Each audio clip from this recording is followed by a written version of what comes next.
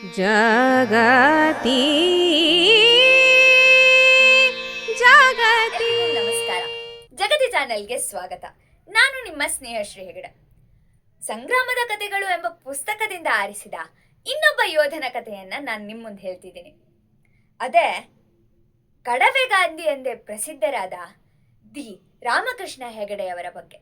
ಒಮ್ಮೆ ರಾಮಕೃಷ್ಣ ಹೆಗಡೆಯವರು ಕರ್ನಾಟಕದ ಹಲವು ಸ್ವಾತಂತ್ರ್ಯ ಹೋರಾಟಗಾರರ ಜೊತೆ ಪುಣೆಯಲ್ಲಿ ಒಂದು ಮನೆ ಕದ ತಡ್ತಿದ್ದಾರಂತೆ. ಸರಿ ಸುಮಾರು ಮುಂಜಾನೆ 8 ಗಂಟೆ ಸಮಯ ಇರಬಹುದು. ಯಾರ ಮನೆ ಅಂತೀರಾ? ಸ್ವಾತಂತ್ರ್ಯವೇ ನನ್ನ ಜನ್ಮಸಿದ್ಧ ಹಕ್ಕೋ, ನಾನು ಅದನ್ನು ಪಡಿತೀನಿ ಅಂತ ಹೇಳಿರೋ ನಮ್ಮ ಬಾಲ್ ಗಂಗಾಧರ್ ತಿಲಕ್ ಅವ್ರ ಮನೆ. ಅವರು ಆಗಷ್ಟೇ ಪೂಜೆ ಮುಗಿಸಿ ಬಂದಿದ್ರೋ ಏನೋ, ಇವ್ರನ್ನೆಲ್ಲ ಕೂರಿಸಿ 3/4 ಗಂಟೆ ಅವ್ರ ಜೊತೆ ಮಾತಾಡ್ತಾರಂತೆ. ಆಗ ನಮ್ಮ ರಾಮಕೃಷ್ಣ ಹೆಗಡೆ ಅವರು ಮರಾಠಿಯಲ್ಲಿ ನಮ್ಮ ಉತ್ತರ ಕನ್ನಡ ಬಗ್ಗೆ ವಿವರಿಸ್ತಾರಂತೆ. First impression is the best impression ಅನ್ನುವಾಗೆ ನಮ್ಮ ರಾಮಕೃಷ್ಣ ಹೆಗಡೆ ಅವರಿಗೆ ತಿಲಕ್ ಅವರ ವ್ಯಕ್ತಿತ್ವ ಮೇಲೆ ಅಪಾರ ಅಭಿಮಾನ ಮತ್ತು ಅವ್ರ ವ್ಯಕ್ತಿತ್ವಕ್ಕೆ ಮಾರು ಹೋಗ್ಬಿಡ್ತಾರಂತೆ. ಹೀಗಾಗಿ 1916 ಸಮಯದಲ್ಲಿ ತಿಲಕ್ ಅವರ ಹೋಮ್ ರೂಲ್ ಚಳುವಳಿ ಸಂದರ್ಭದಲ್ಲಿ ದಾವಣಗೆರೆ, ಹುಬ್ಳಿ, ಬೆಳಗಾವ್ ಇಂಥ ಕ್ಷೇತ್ರಗಳಿಗೆಲ್ಲ ಬಂದು ಭಾಷಣ ಮಾಡುವಾಗ ನಮ್ಮ ಹೆಗಡೆ ಅವರು ಅವ್ರ ಭಾಷಣ ಕೇಳಕ್ಕಂತಾನೆ ಹೋಗ್ತಿದ್ರಂತೆ. ತಿಲಕ್ ಅವರು ಭಗವದ್ಗೀತೆ ಶ್ಲೋಕಗಳ ಜೊತೆಗೆ ಅದರ ಅರ್ಥಗಳನ್ನು ಹೇಳಿ ಎಷ್ಟು ಚೆನ್ನಾಗಿ ಭಾಷಣ ಮಾಡ್ತಿದ್ರಂದ್ರೆ ನಮ್ಮ ಹೆಗಡೆ ಅವರು ಅದಕ್ಕೆ ಮಂತ್ರ ಮುಕ್ತರಾಗ್ಬಿಡ್ತಿದ್ರಂತೆ. ಅದು ಅವರ ಭಾಷಣ ಹೆಗಡೆ ಅವ್ರ ಮೇಲೆ ಎಷ್ಟು ಪ್ರಭಾವ ಬೀರ್ತು ಅಂದರೆ ಭಗವದ್ಗೀತೆಯ ನಿತ್ಯ ಪಠನ ದಿನಚರಿ ಥರ ಹೆಗಡೆ ಅವ್ರಿಗೆ ಆಗ್ಬಿಟ್ಟಿತ್ತಂತೆ. ಮತ್ತು ಗಾಂಧೀಜಿ ಅವರ ಸರಳತೆ ಕೂಡ ನಮ್ಮ ರಾಮಕೃಷ್ಣ ಹೆಗಡೆ ಅವರಿಗೆ ಪ್ರಭಾವ ಬೀರಿತ್ತು. ಈ ರಾಮಕೃಷ್ಣ ಹೆಗಡೆಯವರು ಸಿರ್ಸಿ ಯಲ್ಲಾಪುರ ಮಾರ್ಗದ ಕಡವೆಯ ಮೂಲದವರು. ಇವರು 1879ರಲ್ಲಿ ಜನಿಸಿದ್ರು. ತಿಮ್ಮಪ್ಪ ಹೆಗಡೆಯವರ 5 ಮಕ್ಕಳಲ್ಲಿ 4ನೇ ಪುತ್ರ ನಮ್ಮ ರಾಮಕೃಷ್ಣ ಹೆಗಡೆ ಅವರು. ಪ್ರಾಥಮಿಕ ಶಿಕ್ಷಣವೇ ಇಲ್ಲದೆ ಹೋದ ಸಂದರ್ಭದಲ್ಲಿ ಪ್ರಾಥಮಿಕ, ಮಾಧ್ಯಮ, ಉನ್ನತ ಶಿಕ್ಷಣವನ್ನ ಪಡೆದವರು ನಮ್ಮ ರಾಮಕೃಷ್ಣ ಹೆಗಡೆ ಅವರು. ಮ್ಯಾಟ್ರಿಕ್ ಪರೀಕ್ಷೆಗಾಗಿ ಕಾರವಾರದಿಂದ ಹಡಗ್ನಲ್ಲಿ ಮುಂಬೈಗೆ ಹೋಗಿ ಪರೀಕ್ಷೆಯಲ್ಲಿ ಉತ್ತೀರ್ಣರಾಗಿದ್ರು. ಕಾನೂನು ಕಲಿತು ಅಲ್ಲೇ 2 ವರ್ಷ ವಕೀಲ ಕೆಲಸವನ್ನು ಮಾಡಿ ಕೂಡ ಒಳ್ಳೆ ಜನಪ್ರಿಯತೆಯನ್ನು ಪಡೆದವರು ನಮ್ಮ ಹೆಗಡೆಯವರು. ಅಲ್ಲೇ ಇದ್ದಿದ್ರು ಕೂಡ ಹಣ ಸಂಪಾದಿಸ್ಬೋದಿತ್ತು. ಆದರೆ ಇವರು ದೇಶದ ಸ್ವಾತಂತ್ರ್ಯ, ಸಾಮಾಜಿಕ ಸುಧಾರಣೆಗಾಗಿ ಹಿಂದಿರುಗಿ ಸಿರ್ಸಿಗೆ ಬಂದರು. ಸಿರ್ಸಿಗೆ ಬಂದವರು ರಾಜಕೀಯದಲ್ಲಿ ಸಕ್ರಿಯವಾಗಿ ಪಾಲ್ಗೊಂಡ್ರು. ಆಂಗ್ಲ ಭಾಷೆ, ಹಿಂದಿ, ಮರಾಠಿಗಳೆಲ್ಲ ಪ್ರಭುತ್ವತೆ ಇದ್ದ ಇವರು ಎಲ್ಲ ಭಾಷೆಯ ಪತ್ರಿಕೆಗಳನ್ನು ಓದೋದು, ಪುಸ್ತಕಗಳು ಓದೋದು ಅಂದರೆ ಇವ್ರಿಗೆ ತುಂಬ ಇಷ್ಟ ಆಗಿತ್ತು. ಹಲವಾರು ಗ್ರಂಥಗಳು ಇವ್ರ ಮನೇಲೇ ಇತ್ತು ನೋಡಿ. ಇವರು ಜ್ಯೋತಿಷಾಸ್ತ್ರ ಕೂಡ ಓದಿದ್ರು. ಇನ್ನು 1920ರ ಸಂದರ್ಭ ವಾಸುದೇವ್ ಕೊಲ್ಲಾಳ್, ಎಸ್.ಎನ್.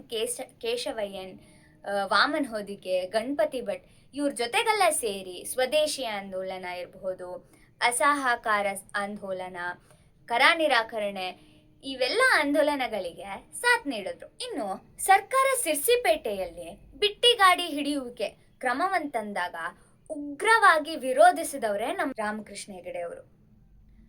ಇದು ಹಂಗಂದ್ರೆ ಏನು ಅಂತೀರಾ? ಸಿರ್ಸಿಯ ರೈತರೆಲ್ಲ ಮುಂಜಾನೆ ಅವ್ರ ಗಾಡಿಗಳಲ್ಲಿ ಭತ್ತ, ಅಡಿಕೆ, ಮೆಣಸುಗಳನ್ನೆಲ್ಲ ತಂದ್ರೆ ವ್ಯಾಪಾರಕ್ಕೆ ಮುಂಜಾನೆ ಆರಕ್ಷಕರು ಬಂದ್ರು ಆ ಗಾಡಿನೆಲ್ಲ ತಗೊಂಡು ಹೋಗ್ಬಿಡೋರಂತೆ. ತಗೊಂಡೋಗಿ ಅದನ್ನ ಅವ್ರ ಸರ್ಕಾರದ ಉಪಯೋಗಕ್ಕೆ ಅಂತ 2 ದಿನ ಬಳಸ್ಕೊಬಿಡೋರಂತೆ. ಇದನ್ನ ಈ ರೈತರಿಗಾಗ್ತಿರೋ ಅವಮಾನ, ಅನ್ಯಾಯಗಳನ್ನೆಲ್ಲ ವಿರೋಧಿಸಿದ್ದೆ ನಮ್ಮ ಕಡಿವೆಯವರು. ಮುಂದೆ ರಾಮಕೃಷ್ಣ ಹೆಗಡೆ ಅವರ ನೇತೃತ್ವದಲ್ಲಿ ಜಂಗಲ್ ಸತ್ಯಾಗ್ರಹ, ಕರ ನಿರಾಕರಣೆ ಆಂದೋಲನಗಳ ನಡೆದು ಪ್ರತಿ ಹಳ್ಳಿಯ ಮನೆಗಳಿಗೆ ಜಾಗೃತಿ ಮೂಡಿದ್ರಿಂದ ಒಮ್ಮೆಲೆ 42 ಪೊಲೀಸ್ ಪಟೇಲರು 15/8/1930 ಸಾಮೂಹಿಕ ರಾಜೀನಾಮೆ ನೀಡಿ ಸರ್ಕಾರಕ್ಕೆ ಬಿಸಿ ಮುಟ್ಟಿಸಿದ್ರು ನೋಡಿ. ಮುಂದೆ ಎಲ್ಲವನ್ನು ಕಳೆದುಕೊಂಡ ರೈತರಿಗೆ ಗಾಂಧಿಯ ಸಲಹೆಯಂತೆ ನಿಧಿ ಸಂಗ್ರಹಿಸಿ ಪರಿಹಾರ ನೀಡುವ ಸಮಿತಿಯಲ್ಲಿ ನಮ್ಮ ಹೆಗಡೆಯವರು ಕೂಡ ಒಂದಾಗಿದ್ರು. ನಂತರ 1932ರಲ್ಲಿ ಕರ ನೀಡದೆ ಸತ್ಯಾಗ್ರಹ ಮಾಡಿದ್ರಿಂದ ರಾಮಕೃಷ್ಣ ಹೆಗಡೆಯವರು ಜೈಲು ಪಾಲಾದ್ರು. ಅವರು 1 ತಿಂಗಳ ಸ್ಥಾನಬದ್ಧತೆ ಮತ್ತು 6 ತಿಂಗಳ ಜೈಲು ಶಿಕ್ಷೆ ಅನುಭವಿಸಬೇಕಾಯಿತು. ಇನ್ನು ಅವರ ಪತ್ನಿ ಸೀತಮ್ಮ ಹಾಗೂ ಬಾಲ ವಿಧವಾ ಸೊಸೆಯಾದ ಸೀತಕ್ಕ ಪ್ರಭಾತ ಫೇರಿಯಲ್ಲಿ ಗಾಂಧೀಜಿ ಕಿ ಜೈ, ವಂದೇ ಮಾತರಂ ಎಂದು ಕೂಗಿರೋ ಸಲುವಾಗಿ ಅವರನ್ನು ಕೂಡ ಜೈಲಿಗೆ ಹಾಕಲಾಯ್ತಂತೆ. ಒಟ್ರಲ್ಲಿ ಮನೆ ಮಂದಿ ಎಲ್ಲ ಜೈಲ್ ಪಾಲಾದ್ರು. ಆಗಿನ ಸಂದರ್ಭದಲ್ಲಿ ಮಾರಿಕಾಂಬ ದೇವಸ್ಥಾನ ಮತ್ತೆ ಹೆಗಡೆಯವರ ಮನೆಯೇ ಸತ್ಯಾಗ್ರಹಿಗಳಿಗೆ ಕೇಂದ್ರ ಸ್ಥಾನವಾಗಿತ್ತು. ಹೆಗಡೆಯವರಿಗೆ ಕೇಶವಯ್ಯನವರ ಜೊತೆ ಸವಾಸ ಹೆಚ್ಚಿದಂತೆ ರಾಜ್ಯದ ಪ್ರಮುಖ ರಾಜಕೀಯ ವ್ಯಕ್ತಿಗಳ ಜೊತೆಗೆ ಹೆಗಡೆಯವರ ಸಂಘ ಬೆಳೆಯಿತು. 1934ರಲ್ಲಿ ಗಾಂಧೀಜಿ, 1937ರಲ್ಲಿ ಜವಾಹರ್ಲಾಲ್ ನೆಹರು ಸಿರ್ಸಿಗೆ ಭೇಟಿ ನೀಡಿದಾಗ ಅವರನ್ನು ಸ್ವಾಗತಿಸಿ ರಾಜಕೀಯ ಸಮಸ್ಯೆಗಳನ್ನ ಅವರಿಗೆ ತಿಳಿಸುವಲ್ಲಿ ನಮ್ಮ ಹೆಗಡೆಯವರು ಪ್ರಮುಖ ಪಾತ್ರ ವಹಿಸಿದ್ರು.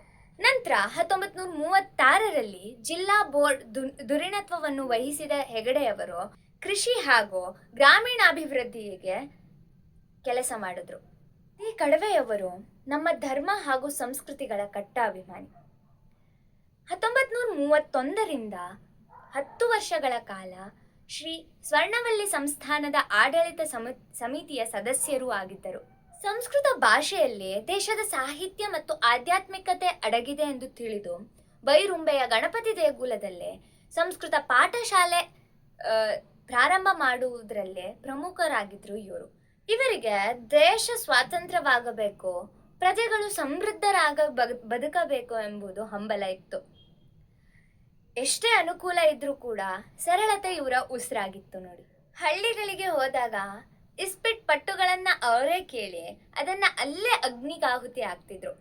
ಇದೊಂದು ಜೂಜಾಟ ಎಂದು ತಿಳಿದಿದ್ರು ಪ್ರಾಮಾಣಿಕತೆ ಮತ್ತೆ ಪರಿಶ್ರಮದಿಂದ ದುಡಿದ್ರೆ ಮಾತ್ರ ಒಳ್ಳೇದಾಗುತ್ತೆ ಅನ್ನೋದು ಅವ್ರ ನೀತಿ ಆಗಿತ್ತು. ಸೆಣಗಲು ಶರೀರ, ತುಂಡು ಪಂಚೆ, ಖಾದಿ ಟೊಪ್ಪೆ, ಕೈಯಲ್ಲೊಂದು ದೊಣ್ಣೆ ಹಿಡಿದು ನಡೆದ್ರೆ ತೇಟ್ ಗಾಂಧಿ ತಾತನಂತೆ ನೋಡಿ. ಹಾಗಾಗಿ ಇವರಿಗೆ ಕಡವೆ ಅಜ್ಜ, ಕಡವೆ ಗಾಂಧಿ ಎಂದೇ ಕರೀತಿದ್ರು. 1952ರಲ್ಲಿ ಪ್ರಥಮ ಚುನಾವಣೆ ಸಂದರ್ಭದಲ್ಲಿ ಇವರ ಅರ್ಹತೆಯನ್ನ ನೋಡಿ ಕಾಂಗ್ರೆಸ್ನಿಂದ ಟಿಕೆಟ್ ದೊರಕಿತ್ತು. ಆದ್ರೆ ಅನಾರೋಗ್ಯದ ಕಾರಣದಿಂದ ಅವರು ಅದನ್ನ ಸ್ವೀಕರಿಸಿಲ್ಲ. ಇದು ಗಮನಿಸಬೇಕಾದ ಸಂಗತಿ. ಮುಂದೆ ಅವರ ಮಗ ಶ್ರೀಪಾದ್ ಹೆಗಡೆ ಕಡವೆ ಅವರು ಒಮ್ಮೆ ಶಾಸಕರಾಗಿದ್ರು. ನಂತರ ಸಿರ್ಸಿಯಲ್ಲಿ TSS ಅನ್ನುವ ಸಂಸ್ಥೆಯನ್ನ ತೆಗೆದು ದೇಶದಾದ್ಯಂತ ಪ್ರಸಿದ್ಧಿ ಮಾಡಿದ್ರು. ಆಗಸ್ಟ್ 15, 1947 ಸ್ವಾತಂತ್ರ್ಯೋತ್ಸವನ್ನ ಆಚರಿಸಕ್ಕೆ ಕಡವೆ ಅವರು ಸಿರ್ಸಿಗೋಗಿಲ್ಲ.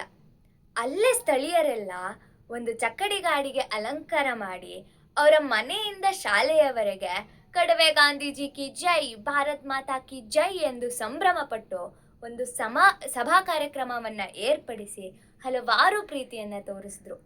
ಅದೇ ನೋಡಿ ಕಡವೆ ಗಾಂಧಿ ತಾಕತ್ತು, ಅವರ ಸಂಪತ್ತು. ದೇಶಪ್ರೇಮಿ ಕಡವೆ ಹೆಗಡೆ ಅವರು 17 ಡಿಸೆಂಬರ್ 1953ರಂದು ಕೈಲಾಸ ಸೇರಿದ್ರು. ಇಂತಹ ಸ್ಥಳೀಯ ಯೋಧರ ಬಗ್ಗೆ ತಿಳ್ಕೊಳ್ಳೋದು ನಮ್ಗೆ ತುಂಬಾ ಅವಶ್ಯಕತೆ ಇದೆ ನೋಡಿ. ಮುಂದಿನ ಕಥೆನ ನಾನು ಹೇಳಕ್ ರೆಡಿ ಇದ್ದೀನಿ, ನೀವು ಕೇಳಕ್ ರೆಡಿ ಇದ್ದೀರಾ ತಾನೆ? ಜೈ ಹಿಂದ್. ಜಾಗತಿ